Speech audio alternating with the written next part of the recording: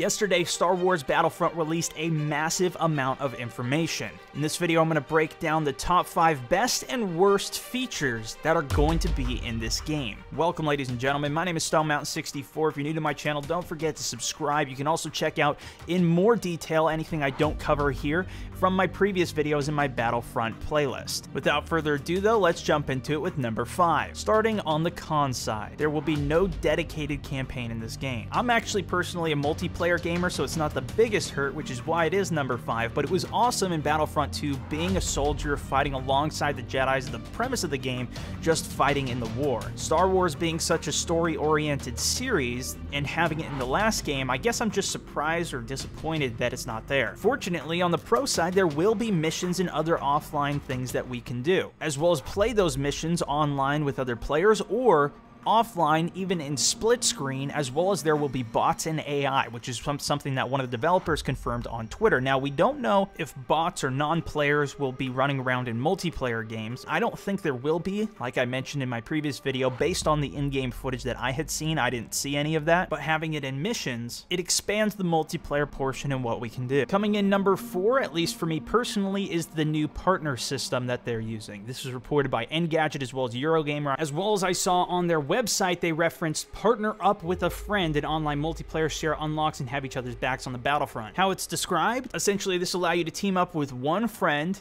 and allow you to spawn off of each other in games. You can also both share unlocks, as well as it mentions if you have one friend lagging behind in progression, you can help get closer to each other working together. So maybe you get some type of experience boost as well. This also helps to solidify from what I was talking about yesterday that I did not see any squads within the game in the in-game gameplay that I was watching. That's, of course, only featured at the Star Wars Celebration event. The player we were watching had friendlies running around him, but no indicator of them being in a squad or even any sign of a partner. This becomes more risky in that now you're relying more on the spawn system, and if they spawn you too far back, you're just going to be doing a lot of sprinting. And when you reduce that to only one person you can spawn off of, it's really hard to stay closer to your friends, especially if you have more than one and you're playing on a giant setting. For number 4 on the pro side, I have the graphics. Now, I was able to see this for the PlayStation 4, and of course it's not as good as the cinematic in-game rendering that we saw, which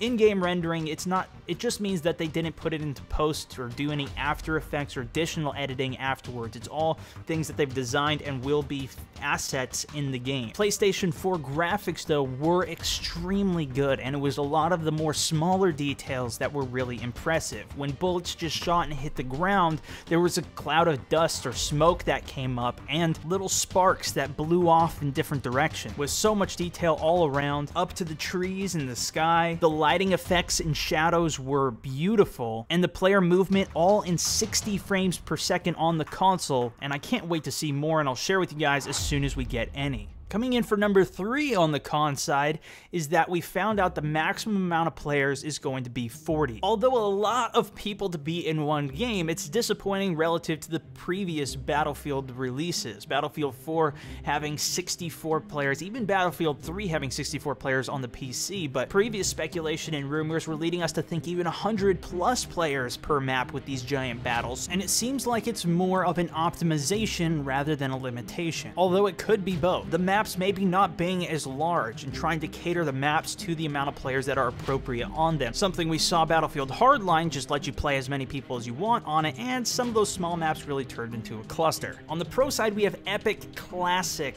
Star Wars vehicles, the giant AT-AT Walker plus the smaller two-legged AT-ST Walker with countermeasures with the shield, rocket launchers. In addition, air vehicles confirmed, with one of the developers tweeting that we'll be battling in those in squadrons of starfighters over the skies of the planet, which brings me to point 2. On the con side, we only have 4 planets that we're going to be playing on with no additional space warfare. And one of the things I was reading in these articles in an interview was that there's not much in space, and if you have people up in space, people down on the ground, even like in a space ground battle combo, which other people, including myself, were expecting, you have 2 separate of what people are doing. They're not even fighting each other anymore. The space combat that was in Battlefront 2 was really fun. They had had giant starships that you were fighting alongside, playing objectives. You can even land on the other team's ship, and I think there's more that could have been done with that. In addition, there's going to be 4 total worlds that we can play on with, of course, Jakku coming about a month later. That's going to have 2 additional maps. Now,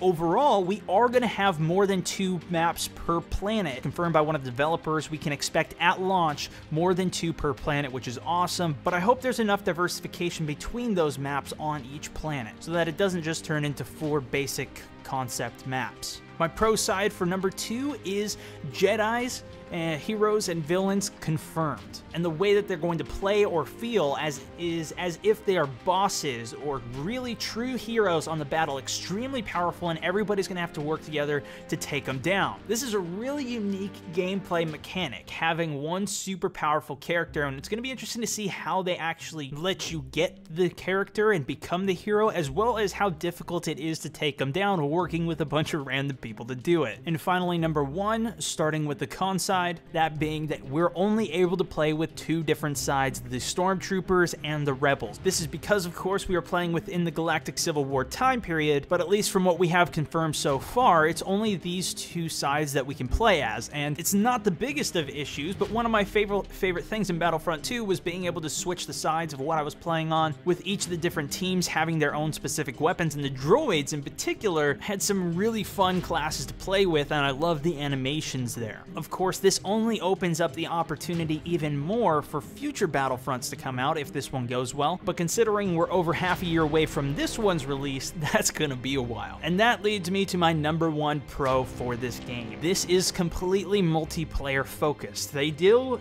have some single player aspects with the missions and things like that, which again are still more co-op oriented, but the entire focus of this game is on the multiplayer, and I think for that reason alone, some of those fears of the cons that I've mentioned should be overridden by the amount of effort that they put into this. And there's still so much we haven't seen, including all of the weapons within the spectrum, as well as all the different gadgets, the pickups that are going to be in the game, like the launcher that we saw so far. And overall, I am extremely hyped to see what they have coming. To stay up to date on that, as well as hear my opinion, be sure to subscribe if you're new. I'm also posting more on my Facebook and Twitter, as well as pictures from when I went and visited DICE Stockholm last week. And then tweet at me or leave in the comment section what your favorite or least favorite part of Battlefront announcement has been so far. Check out my previous video for details on the release date, pre-order bonus, as well as the deluxe version of purchasing this game, and I'll see you guys in the next video. This is StoneMountain64, signing out.